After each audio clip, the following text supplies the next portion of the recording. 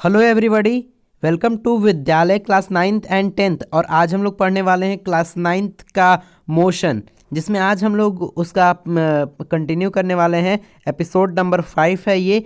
और इस एपिसोड में हम लोग पढ़ने वाले हैं आपका इक्वेशन ऑफ मोशन। लेकिन पिछले वीडियो में भी हमने इक्वेशन ऑफ मोशन पढ़ा था, लेकिन वो हमने एल्जेब्रिकली डिराइव किया था। लेकिन इस एपिसोड में हम लोग इक्वेशन ऑफ मोशंस को ग्राफिकली मेथड से, ग्राफ्स के मदद से हम लोग यहाँ पे इसको डिराइव करेंगे। और इससे पहले डिराइव करें उससे पहले हम लोग ये जानेंगे कि ग्राफ्स फिजिक्स में हम लोग को किस किस टाइप्स का भी ग्राफ्स पढ़ना है। मतलब बहुत सारे टाइप का है, अभी 3-4 टाइप जो हमको पढ़ना है, और जिससे हम लोग को मदद मिलेगा अपने इक्वेशंस को डिराइव करने में। तो चलिए अब हम लोग पढ़ते हैं ग्राफ्स। तो हम लोग को अभी जो पढ़ना है तो 3-4 टाइप का है। तो जो पहला हमारा टाइप है वो है डिस्टेंस टाइम ग्राफ। अब डिस्टेंस टाइम ग्राफ क्या होगा, अगर हम लोग ड्रॉ करेंगे तो X axis, Y axis, X time और वाई जो हमारा रहेगा डिस्टेंस। तो डिस्टेंस टाइम ग्राफ का जो हमारा स्लोप होगा उसको हम लोग कहेंगे स्पीड। हम लोग फॉर्मूला जानते हैं कि स्पीड इज इक्वल टू होता है डिस्टेंस बाय टाइम। तो हमारा वाई एक्सिस और एक्स एक्सिस का रेशियो होगा हमारा उसका स्लोप, जो कि है स्पीड। उसी तरह ये फॉर्मूला डिस्प्लेसमेंट टाइम ग्राफ में भी होगा, लेकिन डिस्प्लेसमेंट टाइम ग्राफ में जो हमारा स्लोप होगा उसका जो स्लोप होगा वो होगा वेलोसिटी, क्योंकि डिस्प्लेसमेंट इसको हम लोग स्लोप कहते हैं, तो याद रखिएगा इसको। और क्योंकि हमारा वेलोसिटी का भी फॉर्मूला होता है डिस्प्लेसमेंट बाय टाइम, तो डिस्प्लेसमेंट बाय टाइम का रेशियो है वेलोसिटी, तो इसका स्लोप भी होगा वेलोसिटी। तो अब हम लोग एक और टाइप का ग्राफ पढ़ेंगे जिसको हम लोग कहते हैं स्पीड टाइम ग्राफ। अब स्पीड टाइम ग्राफ में हमारा क्या निकलता है, तो हम लोग जानते हैं फॉर्मूला कि speed into time is equal to distance होता है। तो हमारा जो ग्राफ होगा जिसमें एक्स एक्सिस और वाई एक्सिस होगा, तो एक्स टाइम और जो हमारा वाई होगा वो होगा स्पीड। तो इसका जो एरिया होगा, मतलब एक्स एक्सिस और वाई एक्सिस के बीच में जो भी एरिया कवर्ड होगा वो हमारा होगा डिस्टेंस। अगर हम लोग देखें इसको तो X axis into Y axis, तो हमारा एरिया निकल जाएगा। तो वही speed into time is equal to distance, तो इसका भी हमारा जो ग्राफ का एरिया होगा हमारा डिस्टेंस हो जाएगा। उसी तरह अगर वेलोसिटी टाइम ग्राफ में देखें तो velocity into time is equal to होता है डिस्प्लेसमेंट। तो हाँ, हमारा निकला था डिस्टेंस, लेकिन यहाँ जो हमारा एरिया कवर्ड होगा वो होगा हमारा डिस्प्लेसमेंट। अब यहाँ पर मैं आपको एक चीज़ बताना भूल गया कि जो हमारा ग्राफ में यूनिफॉर्म स्पीड होता है उसको हम लोग स्ट्रेट लाइन से शो करते हैं, और जो नॉन यूनिफॉर्म स्पीड होता है उसको हम लोग कर्व्ड लाइन से शो करते हैं। उसी तरह वेलोसिटी का भी वही होता है।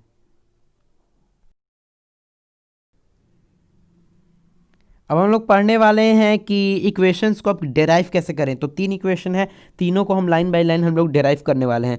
तो जो सबसे पहला हमारा इक्वेशन है हम लोग पढ़े हैं वो है v is equal to U plus A T. तो अब हम लोग यहाँ पे एक ग्राफ ड्रॉ करेंगे जिसमें एक होगा एक्स एक्सिस और एक होगा वाई एक्सिस। तो और फिर अब हम लोग इसमें हम लोग ये जानेंगे कि हमारा कुछ इनिशियल वेलोसिटी होगा, कुछ फाइनल वेलोसिटी होगा, कुछ एक्सेलरेशन होगा, और कुछ हमारे यहाँ पर डिस्प्लेसमेंट कवर्ड होगा। तो हम लोग देख लेते हैं, जो हमारा एक्स एक्सिस है वो टाइम है, और जो हमारा वाई एक्सिस है उसमें इनिशियल वेलोसिटी और फाइनल वेलोसिटी का कॉम्बिनेशन है। तो जो हमारा ए ओ है, जो नीचे वाला छोटा सा पार्ट है, वो हमारा इनिशियल वेलोसिटी है, और जो हमारा ओ बी है वो फाइनल वेलोसिटी है। जो ओ बी पूरा है वो फाइनल वेलोसिटी है, हमारा पूरा वेलोसिटी है, और जो हमारा ए ओ है वो इनिशियल वेलोसिटी है। अब हमारा जो ओ ई है, ओ ई नीचे वाला जो आप एक्स एक्सिस देख रहे हैं वो टाइम के इक्वल है, वो टाइम को हमारा शो कर रहा है। और ये सब फिर इसके बाद आता है हमारा एक्सेलरेशन। जो आप स्लोप देख रहे हैं, तो एक्सेलरेशन हम बताना पहले भूल गए थे कि जो वेलोसिटी टाइम ग्राफ का जो स्लोप होता है वो होता है एक्सेलरेशन, लेकिन वेलोसिटी टाइम ग्राफ का जो एरिया होता है वो होता है डिस्प्लेसमेंट, इसका स्लोप होता है एक्सेलरेशन। तो इसमें हमारा जो ए सी है वो स्लोप है, तो ए सी हमारा इस ग्राफ में एक्सेलरेशन होगा। तो हमें यहाँ पे सब चीज़ के वैल्यू पता चल गया है। तो अब हम लोग को निकालना है v। हम लोग को पहले क्वेश्चन में v का वैल्यू निकालना रहता है। तो अब देख सकते हैं v ये कंप्लीट लाइन है, तो v को हम लोग 2 हिस्सा में तोड़ सकते हैं। O B is equal to O A plus A B, जो हमारा फाइनल वेलोसिटी है वो O A plus A B का कॉम्बिनेशन है। ओ ए हमारा है u इनिशियल वेलोसिटी। अब यहाँ से हम लोग ए बी का वैल्यू निकाल लेंगे, तो जो हमारा ए बी बाई ए ओ है वो हमारा एक्स ये AC के इक्वल है, और AC हमारा क्या है, एक्सेलरेशन, और AE क्या है, हमारा टाइम। तो अब हम लोग यहाँ से AB का वैल्यू रख देंगे, तो AB का वैल्यू हमारा आएगा एक्सेलरेशन इनटू टाइम। तो अब हमारा V is equal to U plus AT, हमारा ये पहला इक्वेशन ऑफ मोशन डेराइव हो गया है। अब हम लोग देखते हैं कि जो सेकंड इक्वेशन ऑफ मोशन है वो कैसे डेराइव होगा। हम लोग ग्राफ को बिल्कुल भी नहीं चेंज करेंगे, हम लोग इसके वैल्यूज़ लिख देते हैं यहाँ पर। तो अब हम लोग को सेकंड इक्वेशन ऑफ मोशन देखेंगे तो है वो S is equal to UT plus half AT square, जहाँ S है डिस्प्लेसमेंट। तो हम लोग को यहाँ पर S का वैल्यू निकालना है, और डिस्प्लेसमेंट हम लोग जानते हैं कि वेलोसिटी टाइम ग्राफ में जो हमारा डिस्प्लेसमेंट होता है वो एरिया कवर्ड होता है। तो यहाँ पर जो हमारा डिस्प्लेसमेंट कवर्ड हुआ उसका जो एरिया है वो है OACE, वो जो हमारा OACE है वो हमारा एरिया कवर्ड है डिस्प्लेसमेंट, और ये एक ट्रेपीजियम है। तो हम लोग इस ट्रेपीजियम का अगर एरिया निकालेंगे तो हमारा S का वैल्यू निकल जाएगा, और उसी के साथ हमारा इक्वेशन डेराइव हो जाएगा। तो अगर S का हम लोग एरिया निकालेंगे, डिस्प्लेसमेंट का एरिया निकालेंगे, तो हमारा होगा ट्रेपीजियम का क्या होता है, parallel sum of parallel side into height by 2। तो हमारा यहाँ सम ऑफ पैरेलल साइड, तो AO जो हमारी इनिशियल वेलोसिटी है और EC जो हमारा फाइनल वेलोसिटी है, ये पैरेलल लाइंस है। U plus V into time, और हमारा जो हाइट है वो T है बाई 2। तो ये हमारा डिस्प्लेसमेंट निकल जाएगा ट्रेपीजियम का ये जो हमारा है एरिया है। अब हम यहाँ पे V का वैल्यू डिस्प्लेस करेंगे इक्वेशन 1 से, तो V is equal to U plus AT होता था इक्वेशन 1 में हमने देखा था।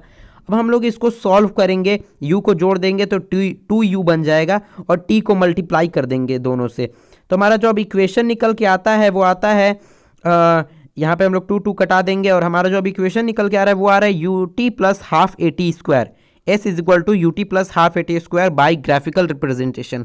तो इसी तरह से हमारी ये जो सेकंड इक्वेशन ऑफ मोशन है ये भी हमारा डिराइव हो गया है ग्राफिकल मेथड से, और जो हमने ग्राफ यूज़ किया है वो फर्स्ट इक्वेशन वाला ही किया है, और इसी को अब हम लोग second equation of motion, third equation of motion को भी डिराइव करने में यूज़ करेंगे, ताकि हमारा केस ना बदले और इक्वेशन एक ही केस से निकले।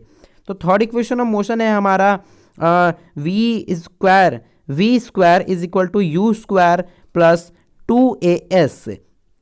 तो हम लोग इसको कैसे डिराइव करेंगे, तो इसमें भी हम लोग S का ही वैल्यू निकालेंगे, और फिर हम लोग इसको इक्वल टू के इधर उधर भेज के हमारा इक्वेशन निकाल लेंगे। तो S हमारा फिर से वही डिस्प्लेसमेंट कवर्ड।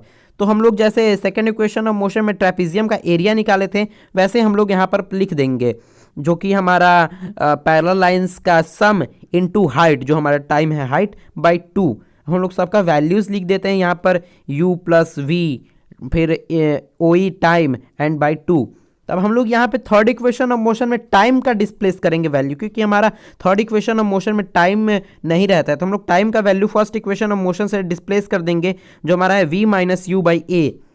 तो 2A उधर जाएगा, 2AS हो जाएगा, और हमारा ये A plus B A minus B का फॉर्मूला लगेगा, तो V square minus U square हम लोग इधर उधर करेंगे तो हमारा जो इक्वेशन होगा वो आ जाएगा, V square is equal to U square plus 2AS। अब हम लोग एक मतलब अभी चैप्टर का लास्ट पार्ट है जो कि है सर्कुलर मोशन। अब सर्कुलर मोशन किसे कहते हैं, तो जब कोई बॉडी एक सर्कल के अराउंड मोशन करता है, सर्कुलर पाथ पर मोशन करता है, तो उस स्थिति में हम कहेंगे कि वो बॉडी सर्कुलर मोशन कर रहा है। तो सर्कुलर मोशन में हमने पहले भी पढ़ा है कि जो डिस्प्लेसमेंट होता है वो ज़ीरो होता है, क्योंकि initial point final point coincident एक ही पॉइंट पे होते हैं। लेकिन जो हमारा सर्कुलर मोशन में कैसे पता चलेगा कि जो बॉडी है किस डायरेक्शन में जा रहा है, तो जो हमारा सर्कुलर मोशन में सर्कल्स में बहुत सारे टेंजेंट होते हैं, तो जो हमारा डायरेक्शन होगा वो टुवर्ड्स टेंजेंट होता है। तो कभी भी सर्कुलर मोशन में डायरेक्ट टेंजेंट डायरेक्शन जो होता है टेंजेंट के टुवर्ड्स होता है। अब हमारा सर्कुलर मोशन में एक्सेलरेशन किधर लगता है, मतलब किस डायरेक्शन में एक्सेलरेशन लगता है, तो कभी भी देखे होंगे कि जब आप सर्कुलर पाथ पे चलते हैं तो आप सेंटर के टुवर्ड्स झुक जाते हैं। थोड़ा सा बाइसिकल अगर चला रहे हैं तो बाइसिकल झुक जाता है, तो हमारा एक्सेलरेशन सेंटर के टुवर्ड्स लगता है, और इस फोर्स को जो हम पे सेंटर फोर्स लगाता है ताकि हम लोग झुक जाते हैं उसको हम लोग कहते हैं सेंट्रीपिटल फोर्स।